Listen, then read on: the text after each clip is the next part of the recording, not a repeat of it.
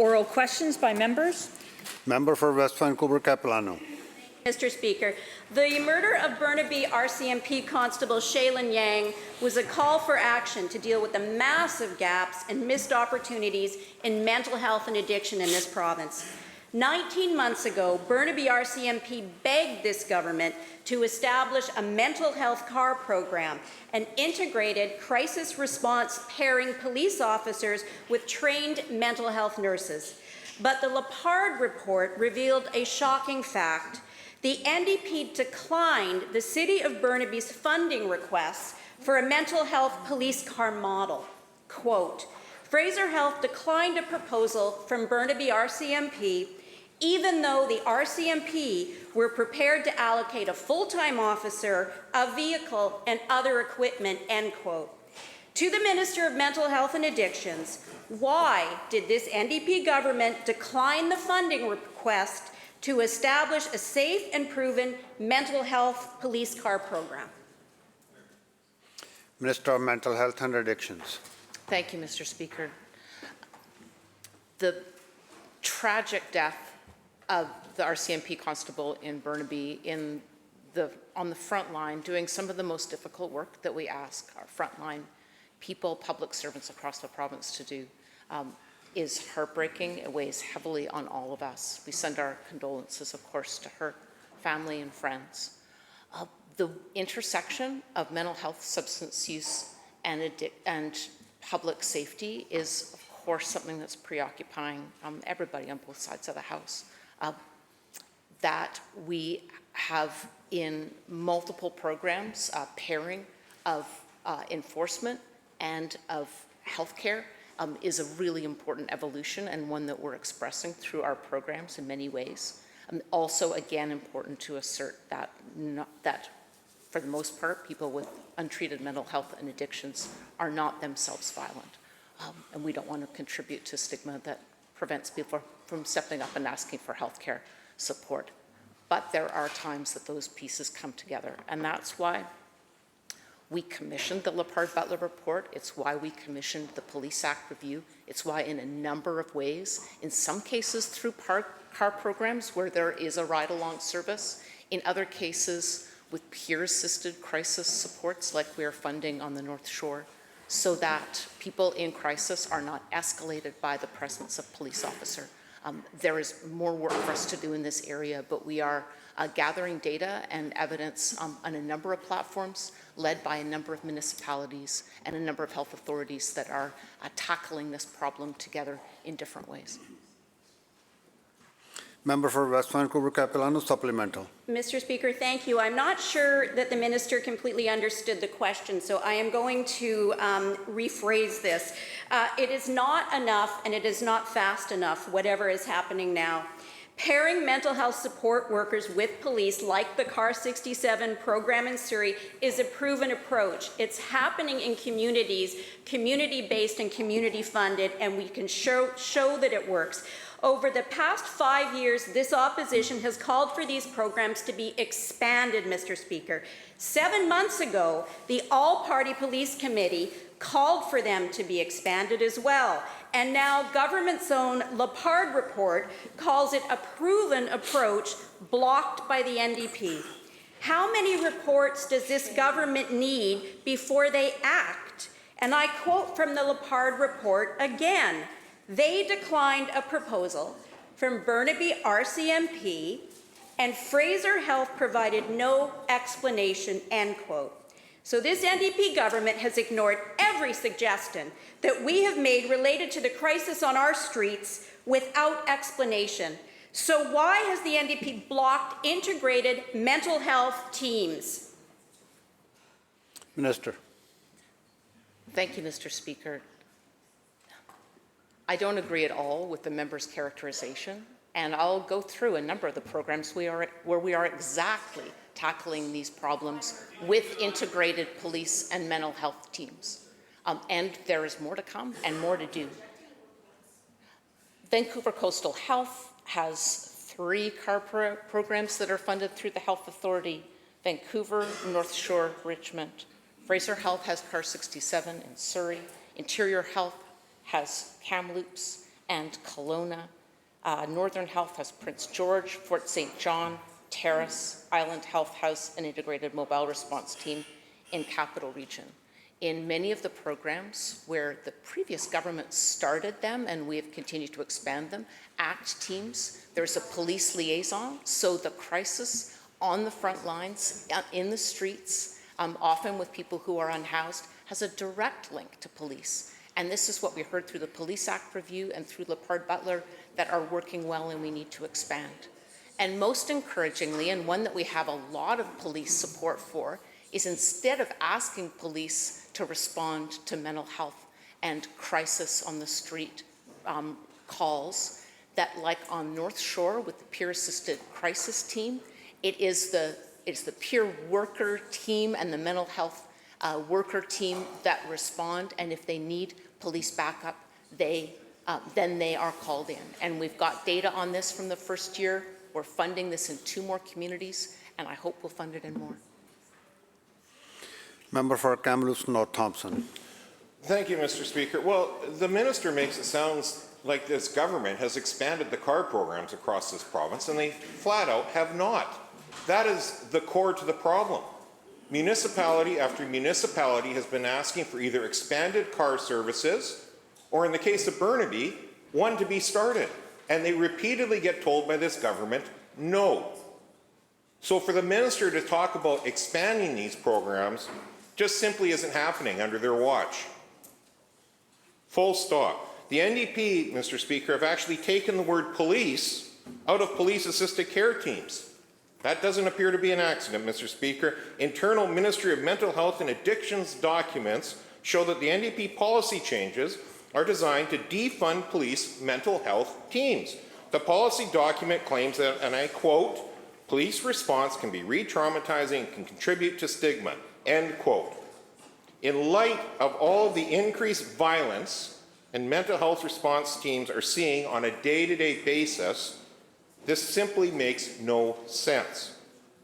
The NDP appear to be prioritizing their ideological opposition to police over police mental health teams that have proven to work and that communities desperately want expanded. When will this government stop asking for yet another report to verify what over the last 5 years has become very clear? Communities want these programs expanded.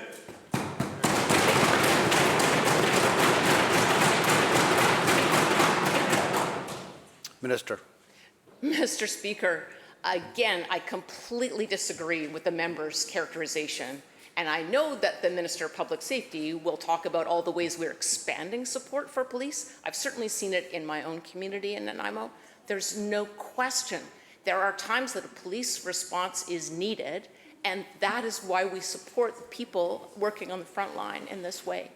And at the same time, team-based approaches are vital, and they are evidenced throughout our government's approach, particularly in mental health and addictions, particularly in primary health care, and the linkage of police is vital to that.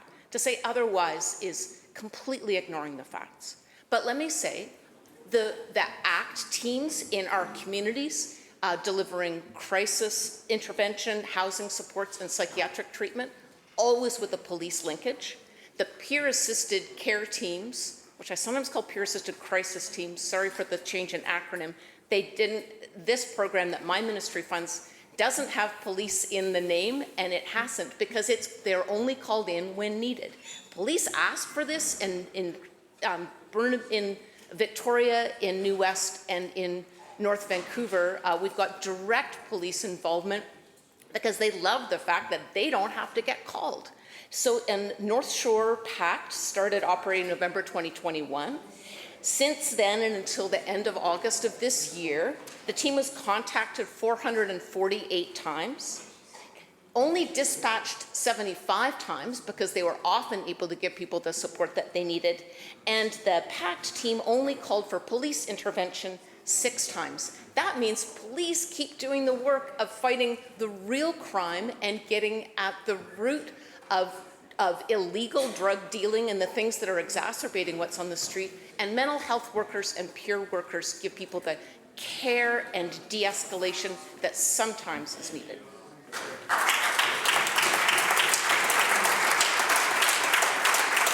Member for Kamloops North Thompson, supplemental. Member.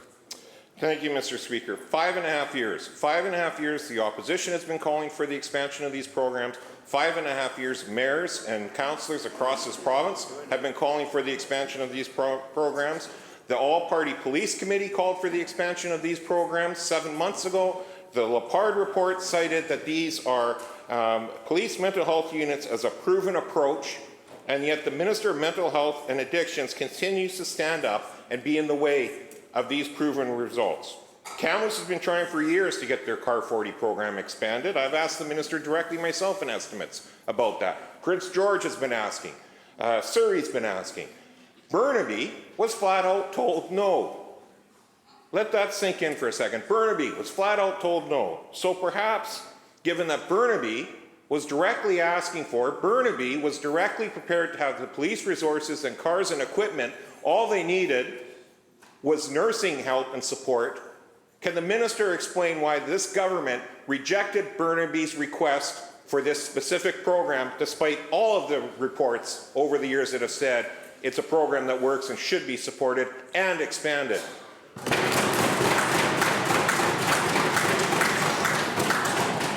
Minister. Thank you, Mr. Speaker. Why the opposition continues to overlook the fact that peer-assisted care teams, which my ministry is expanding, was the #1 recommendation in the Lepard-Butler report, was also something that resulted from the All-Party Budget Committee 2 summers ago, was also brought repeatedly to the Police Act review, and that is something that we are implementing right now, peer-assisted care teams, and we're going to do more. Police have called for them. It takes the pressure off police, and sometimes it gets better results on the ground. In my own community in Nanaimo, there is a pairing through the Health Authority and the RCMP of some form of a ride-along program. So those programs do continue to expand. But these are health authority decisions about how they will use their health authority resources, knowing that nurses in particular are in short supply. Sometimes health authorities make different decisions based on what is on the ground and what their own human resources limitations and restrictions are. We know how difficult it is to hire nurses right now. But that said, let me be really clear. Let me be very clear, Mr. Speaker. Our government continues to expand support for mental health and addictions. We continue to work very closely with police and with health authorities. I have never said no to Burnaby. Thank you for your heckling, member. I have never said no to Burnaby. I continue to meet. Members,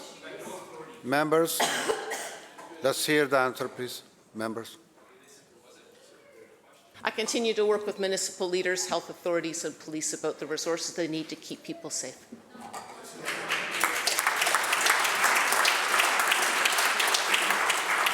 House Leader of the Third Party. Yeah, thank you, Mr. Speaker. As local members here know, and anybody who lives around the Saanich Inlet, they know it to be a special place, Mr. Speaker. It's fed countless generations of my family. However, throughout the decades, it's also suffered from environmental degradation. There's been a long history of industrial activity at the Bamberton site, and as a young boy, I used to fish underneath that cement plant with my father. The cement plant closed many years ago, Mr. Speaker. Now an operator, Malahat Investment Corporation, has applied to expand an existing quarry by approximately 47%. Under the Environmental Assessment Act, the Reviewable Projects Regulation does not require an existing mine to undertake an environmental assessment, and I'm paraphrasing, if the request to expand is not at least 50% of the previously permitted area. Mr. Speaker, this is a cultural and environmentally significant area, and there is no way to grind down an entire mountainside into construction aggregate without damaging the environment. Without an environmental assessment, we have no idea the extent of the destruction. The regulation as it currently reads is unacceptable. Through you to the Minister of Environment, this project may just barely fit under the regulation. Will the Minister of Environment exercise his discretion and require this mine to undergo an environmental assessment? Minister of Environment.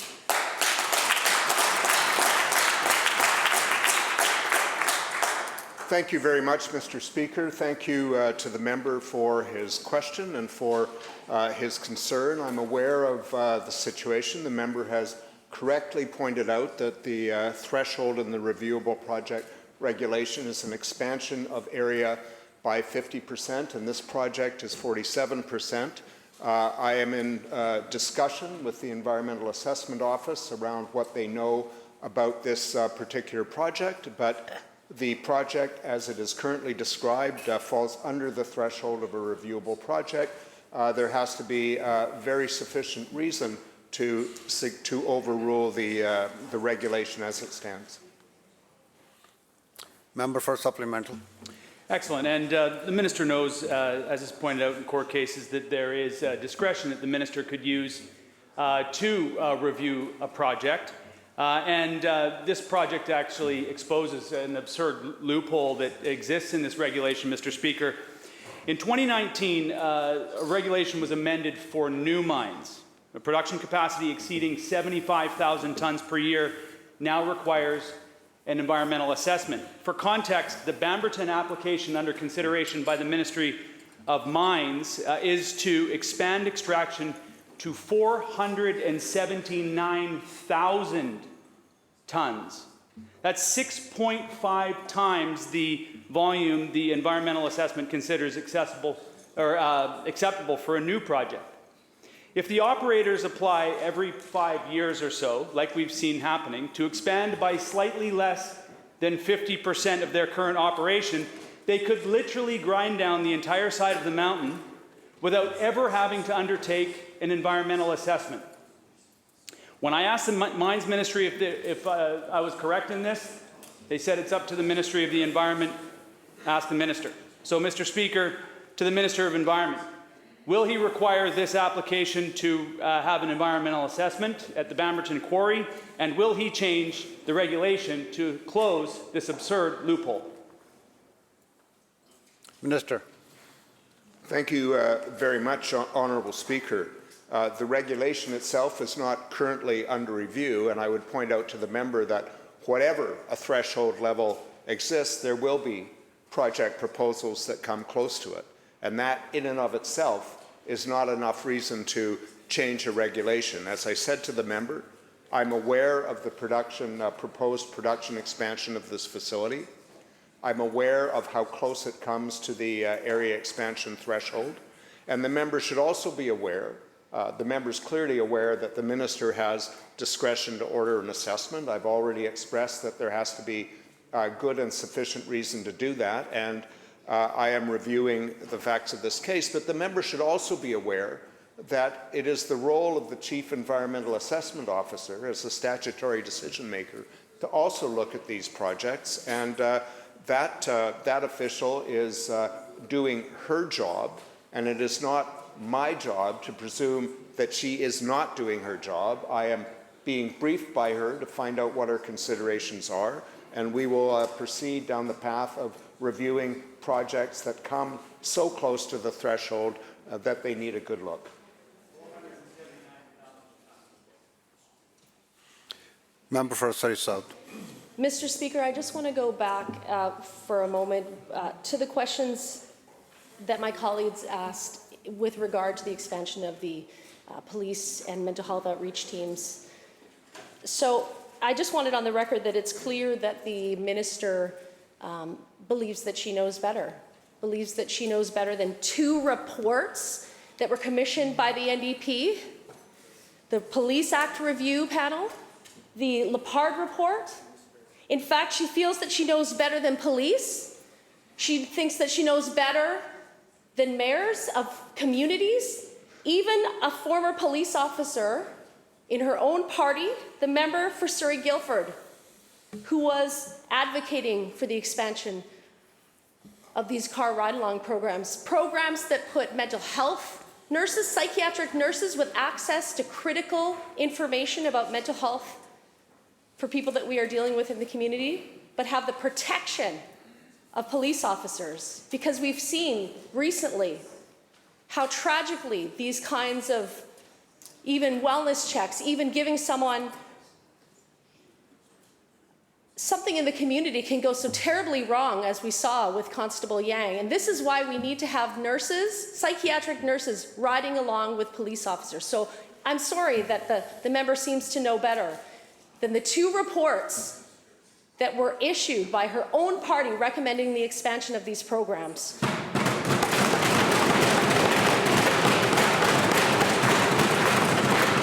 Mr. Speaker, the report by the NDP's hand-picked expert Doug Lepard gives a damning indictment of the record of the incoming soft-on-crime premier. The incoming premier not only ran a catch-and-release justice system, but also failed to provide proper supports as the minister responsible for supportive housing. This is what the Lepard report says, and I quote, "Large number of formerly homeless people with high risks and high needs have been housed, some in former hotels, but with completely insufficient staff and support," end quote. When will the NDP fix the appalling record of the incoming soft-on-crime premier and deliver the mental health supports that people actually need?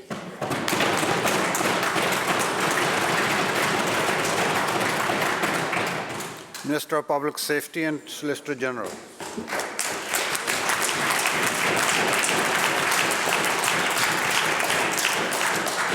Thank you, Honourable Speaker, and I thank the member for her question. Though I must say right off the top, I do find it interesting that today she is praising the author of the report, Doug Lepard, whereas a week ago the BC Liberal opposition was criticising Doug Lepard as being just a deputy police chief, Honourable Speaker. And I think that's reflective of the approach that the opposition has taken.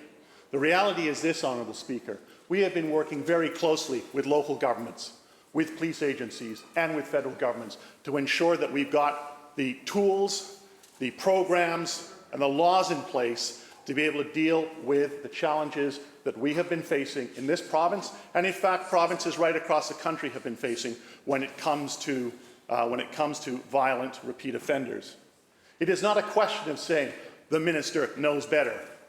We know that health experts are the ones who know what needs to be done. We know that police know what needs to be done. We know that communities know what needs to be done. And we also know that one size does not fit all, Honourable Speaker. That is why, Honourable Speaker, we have a range of tools and options that are available to and implemented for communities. They include car programs. They include peer-assisted care teams, which was, as the ministers pointed out, the #1 recommendation for changes to take place, and those are changes that are being put in place, Honourable Speaker. We are expanding resources.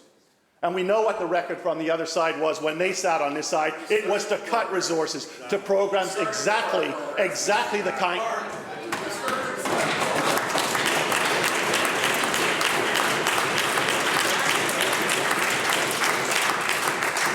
cut and cut and cut social programs. Members, please. Thank you, Honourable Speaker. The members seem to think it's just one program. There are a whole range of programs, a whole range of tools that are required by police and communities, and this government is ensuring to work that those programs and those resources are in place right across the province.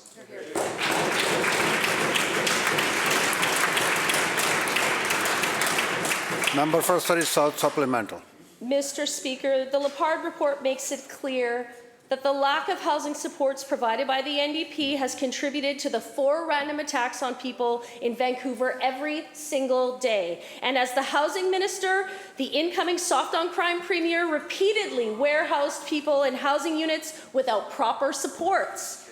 Vancouver police have frontline experience with this, and I quote, "One shelter with 90 people accounted for 1,000 calls for service in 1 year, and it spun that neighborhood into crisis overnight. There were no supports for that person in crisis in the middle of the night except for a desk clerk," end quote.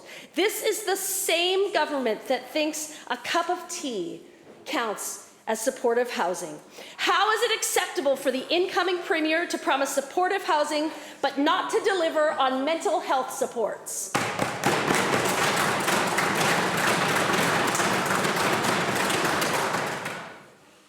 Minister of Mental Health and Addictions. Thank you, Mr. Speaker. I'm pleased to have another opportunity to rise to say that the introduction to the member's first question is completely mischaracterization of everything that I said in the first half of question period. I've never said no to a CAR program. We are implementing across a diversity of approaches. If Fraser Health doesn't have enough nurses to add to the existing CAR program that they fund, then that is work that we are doing to train up more nurses so that health authority is able to make broader decisions about how they can dispatch resources. Let me also read into the record the #1 recommendation of Lepard Butler. We recommend that the provincial government continue to invest in civilian-led non-police mental health crisis teams in collaboration with community service providers, for example, peer-assisted care teams. That's exactly what we're doing.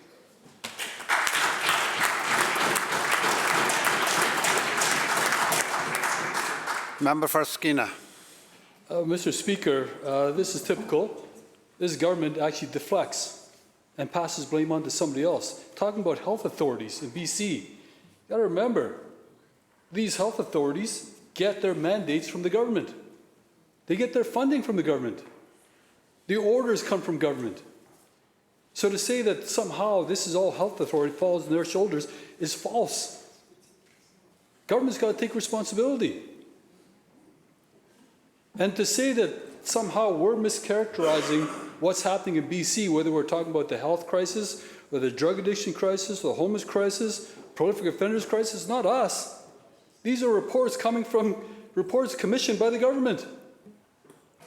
The incoming Soft and Crime Premier's own Lepard report says that people are committing crimes just to have access to detox treatment under this government.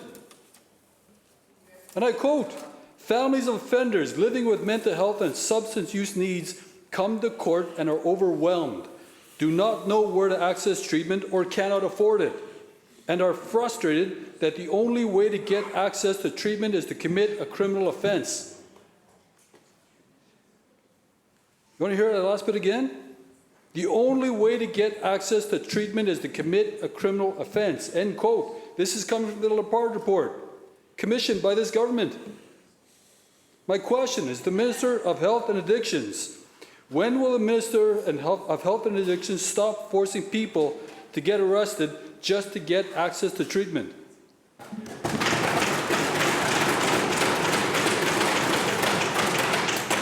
Minister of Mental Health and Addictions. Thank you, Mr. Speaker. The tragic loss of life across British Columbia because of the increasingly toxic drug supply is something that consumes our work every day. It directly informs what we hear from police, what we hear from court workers, what we hear from the First Nations Justice Council, what we hear from peers, people with lived experience, families that have lost loved ones. It informs everything we do.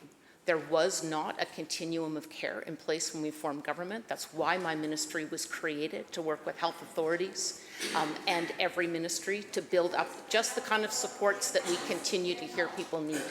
Prescribed safe supply, opening hundreds of new addiction treatment beds, re-regulating the sector that the previous government deregulated, the treatment and recovery sector, going from one supervised consumption site in 2017 to now 40 plus, a great number of them.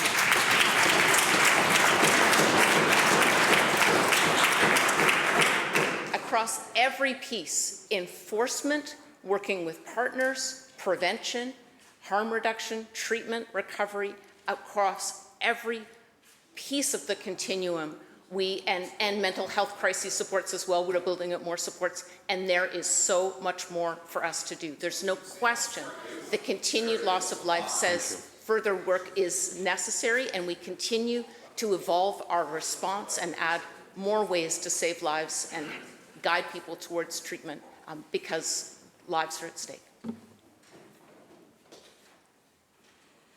Member for Surrey White Rock. Thank you, Mr. Speaker, and I must say the lack of accountability from this minister in this House today is absolutely staggering. Buena Vista Lodge has provided residential care beds in White Rock for decades. But last month, they received news from this government that the mental health beds they provide are being cut. This is the letter they received from Fraser Health, and I quote, You have been caring providers and have provided excellent service to clients at the site. However, the process we have embarked on for bed replacement has dedicated resources to other projects. End quote. These are 12 beds that are leaving the community with no explanation. And this isn't the first time my community has seen this. We saw the closure of Good Shepherd Lodge. That is 30 beds. 30 beds that were not replaced by this minister. This minister can stand in this house and say that the blame falls on health authorities, but the blame falls on this minister for not having accountability in her own file. So why is this minister cutting beds in the middle of a mental health crisis?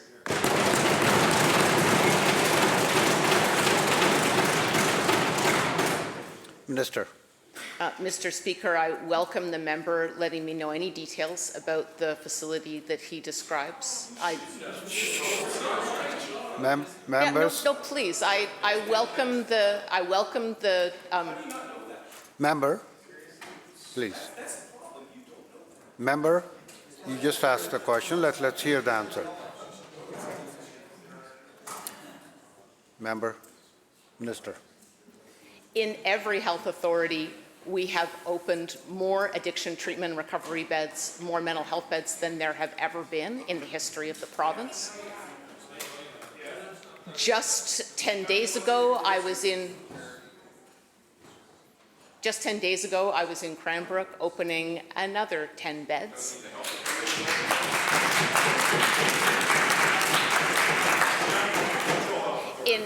In Chilliwack, in Coquitlam, in Northern Health, in Interior Health, in Kelowna, in Kamloops.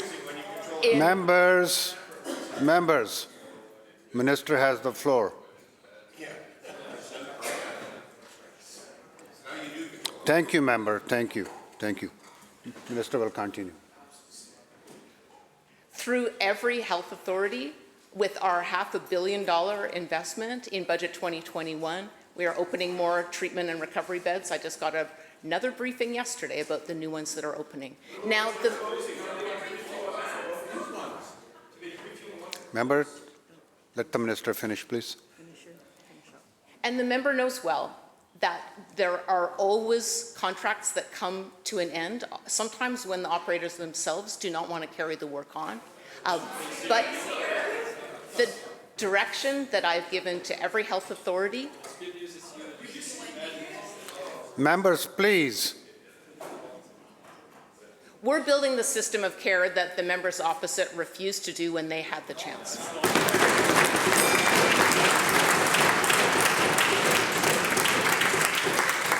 The bell ends the question period.